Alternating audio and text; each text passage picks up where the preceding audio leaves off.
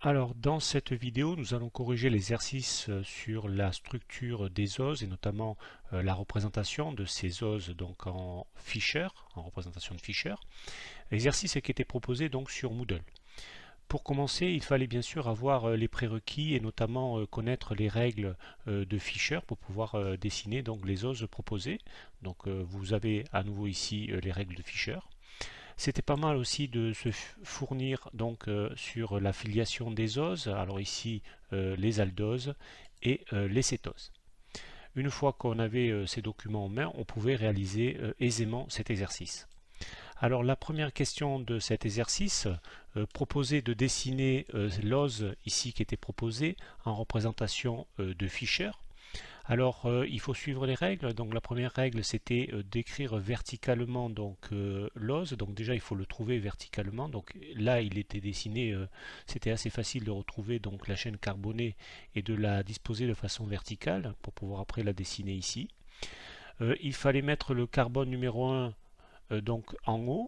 Et pour trouver le carbone numéro 1, c'est le carbone donc qui est le plus oxydé. Le carbone le plus oxydé, c'est celui-ci ici. Donc c'est à lui de le mettre le plus haut possible. Et donc là, il était directement même sur le carbone 1. Alors pourquoi c'est le plus oxydé, puisque c'est une fonction carbonyle ici, alors que pour les autres carbones, le 2, le 3, le 4, le 5, le 6 ici, c'était des fonctions alcool, soit alcool secondaire, soit alcool primaire. Donc le premier carbone qui était indiqué ici, c'était le premier ici, et c'est donc ici un aldéhyde. Donc on a affaire déjà à un aldose. J'ai compté le nombre de carbones tout à l'heure et j'ai dit qu'il y avait 6 carbones. On va le refaire. 1, 2, 3, 4, 5, 6. Donc déjà, on sait que c'est un aldose. Donc c'est ici un exoaldose. Donc il y a 6 carbones et il y a donc une fonction aldéhyde. À l'autre bout de la chaîne, le carbone numéro 6 qui est ici. Donc de façon explicite, les H ne sont pas marqués, mais on doit noter les H. Donc carbone, là c'est un CH2. Donc ici, le dernier carbone, le carbone 6, c'était donc un alcool primaire CH2OH. Hop. Ici. Donc ensuite, il fallait trouver alors le carbone 1, le carbone 6 ici. Donc le 1, le 6, il manquait le 2, le 3, le 4 et le 5 ici. Donc pour suivre les règles, donc il faut se positionner. Alors là, il faut se positionner entre les deux ici, entre les deux. Il faut que le OH et le H viennent vers nous, tandis que la chaîne principale descende, enfin parte vers l'arrière. Donc si on se situe ici, on a bien cette vision là. Et il faut que le carbone le plus oxydé soit vers le haut, donc le carbone 1 ici. Donc il fallait regarder comme ceci, et ici c'était le haut, ici c'était le bas. Et donc quand on regarde comme ceci, on a le OH à droite et le H à gauche. Donc le OH à droite, on le dessine comme ceci. Le H ne se dessine pas. Le OH, on n'a pas besoin de le mettre, c'est aussi implicite, ainsi que donc la liaison avec le H et le H lui-même, tout ça c'est implicite. Ceci veut dire OH en fait, et le OH donc est à droite. Ensuite, on se positionne sur le, alors ça c'est le carbone 2, sur le carbone 3, ici. Et pareil, même règle, il faut que la partie la plus oxydée soit en haut, donc ici, et qui parte vers l'arrière. Donc, si on se met ici, on voit bien ça, ça part vers l'arrière. Et donc, la suite de la chaîne carbonée part aussi vers l'arrière et vers le bas, donc ici. Donc, on se positionne ici, et quand on se positionne ici, on voit le OH à gauche et le H à droite. Donc, ici. On fait pareil ici, donc là cette fois-ci on se positionne de ce côté, le OH est à droite, ici, et puis on se positionne sur le dernier, le OH est aussi à droite, et si on se positionne ici, voilà. Donc voilà la représentation de Fischer de cette molécule, qui n'est autre que le glucose. On continue. Question 2 maintenant, même chose, donc il fallait représenter celui-ci. Donc comme tout à l'heure, donc on va chercher le carbone le plus oxydé, alors c'est toujours celui-ci. Donc il est toujours positionné en haut, donc c'est encore un aldéhyde, donc on peut faire un aldéhyde. Voilà, double liaison O ici, et puis le H. Et puis on a la chaîne, donc 1, 2, donc 3, 4, 5, et attention, le 6 il est ici. Alors sinon, pour les premiers, on va commencer ici, puisque c'est simple, donc on se positionne là, toujours la même règle, ici, donc le OH est à droite. On se positionne là, ici, le OH est à gauche. On se positionne ici, le OH est à droite. Et alors pour celui-ci, la chaîne carbonée, elle est ici, cette fois-ci. Donc on a bien ici un CH2OH, CH2 ici et OH là. Donc là, ça sera bien comme le précédent CH2OH. Ce qui nous manque, c'est la position donc, du OH, donc de celui-ci. Alors là, il faut se placer, de l'autre côté de l'écran ici, hein, avec cette partie-là qui va vers le haut et qui part vers l'arrière, et cette partie-là qui va vers le bas et qui part vers l'arrière aussi. Et donc ces deux ici qui viennent vers nous. Donc on est bien derrière ici. Et donc quand on se met ici, on voit le H à droite et le OH ici à gauche. Donc ici on a le OH à gauche. Voilà pour la molécule qu'il fallait trouver. On continue, question 3. Alors dans cette question ici, on avait la molécule dessinée autrement, sous cette forme-là. Donc les C sont en bleu, les H sont en blanc et les O sont en rouge. Ici, donc là, il fallait appliquer la même règle, trouver déjà, donc la chaîne carbonée, elle est là, la chaîne carbonée principale, elle est pas ramifiée, donc c'est bien un OS ici.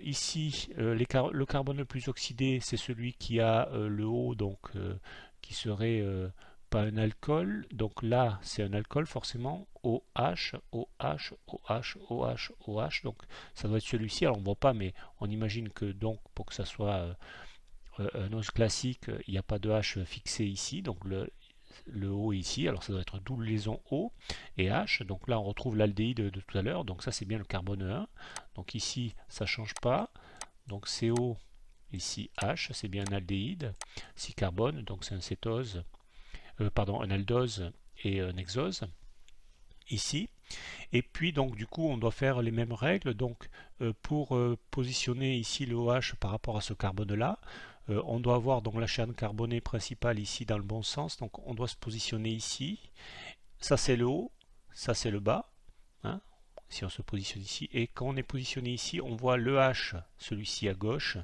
et le OH ici à droite, donc on a cette molécule là. On fait pareil pour celui-ci, donc la chaîne principale, le côté plus oxydé c'est vers là-haut, donc ça part, ça part, donc on se positionne ici, on voit le OH ici à gauche et le H à droite. Donc je dessine comme ceci. Pour celui-ci c'est pareil, OH à droite. Pour celui-ci le OH à gauche, ici. Et donc le dernier CH2OH, ici.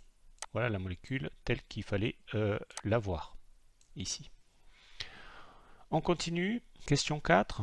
Alors même exercice, alors là cette fois-ci il faut trouver le carbone le plus oxydé. On voit toujours la chaîne carbonée ici principale, il y a 6 carbones, donc c'est un hexose.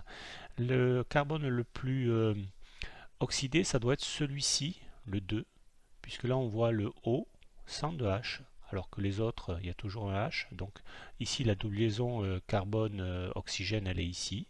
Donc ici, on n'a pas à faire un aldose, on a à faire un cétose. Donc c'est sur le carbone 2. Alors du coup, le carbone 1, c'est celui-ci. Carbone 1, 2, 3, 4, 5, 6. Donc la molécule est à l'envers. Donc là, on a un alcool primaire. Hein, donc on a bien à faire ici un cétose, puis un aldose. Et en bas, donc CH2OH ici, puisque le carbone 6, c'est aussi un alcool primaire hein, qui est ici. Donc OH, CH2 ici. Donc maintenant il nous reste le carbone 3 ici. Alors le carbone 3, alors il faut se positionner entre le OH et le H hein, pour qu'ils viennent vers nous et que la chaîne principale parte. Donc il faut se positionner ici. Mais attention, le haut de la molécule est ici et le bas de la molécule est ici. Donc ça c'est en haut, ça c'est en bas. Donc on regarde ici et quand on regarde ici, ce OH est à droite ici. Donc on fait pareil ici, on se positionne ici, mais ça c'est le haut de la molécule, ça c'est le bas. Donc là, le OH est à gauche et le H à droite. Et pour celle-ci, la dernière, donc on se positionne ici, ça c'est le haut, ça c'est le bas, ça ne change pas. Donc le OH ici est à droite, ici. Voilà la molécule qu'il fallait trouver. On continue, question 5. Alors même exercice, donc il faut trouver, alors 1, 2, 3, 4, 5, 6, là aussi c'est un hexose, il y a 6 carbones dans cette ose. Il faut trouver quel est le carbone le plus oxydé. Le carbone le plus oxydé, bah, alors apparemment c'est celui-ci, hein, puisque là il y a le carbone, là il y a un oxygène, il y a un H, et tous les autres, il y a un H fixé sur l'oxygène, donc c'est que des fonctions alcool, ici hydroxyle, ici, donc là c'est bien une fonction carbonyle hein, qui doit être indiquée. Donc cette fois-ci on est sur le carbone 1, donc on revient sur ce qu'on a connu au début de cet exercice. Donc ici c'est un aldéhyde, et donc on a affaire à un aldose et un exose, hein, exose 6, aldose parce qu'il y a une fonction aldéhyde. Et donc sur le dernier ici, donc qui est le 6, ici on a bien le CH2, là OH, donc on a bien un alcool primaire ici. Ici, voilà. Donc ensuite, il faut donc faire le carbone numéro 2. Alors le carbone numéro 2, il faut se positionner ici, hein, l'autre côté de l'écran, pareil.